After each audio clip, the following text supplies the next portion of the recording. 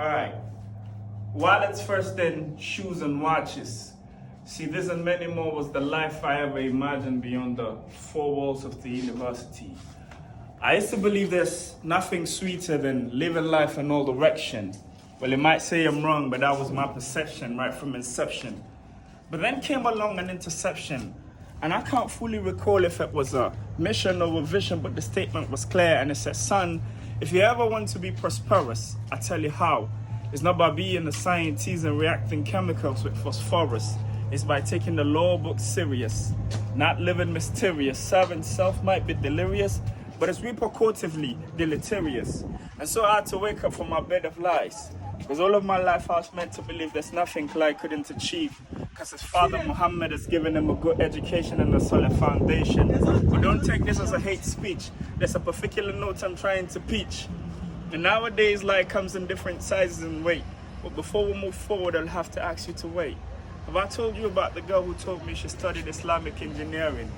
Or the guy who told me he studied banking and fishery?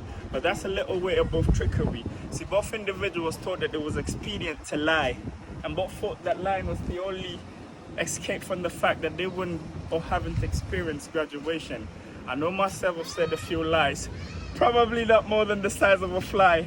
I told one to a lady last week so she wouldn't cry, but I hope that's justified. See, the problem is, I'd rather prefer people to call me a liar than a fool. I thought that was cool. But there's nothing cool about lying. But I can tell you there's a whole lot that pretends. There's a whole lot that lies and pretending you're a fool.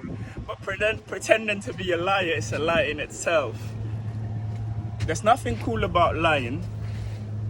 I just said that. We're gonna cut it out. Alright. So, last time I was in the queue, I heard the person right in front of me say, I'm already at the factory. And what he said made me feel like we was in a queue. We was in the factory where we make queues for a living.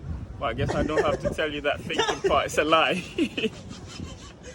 And it's Suru.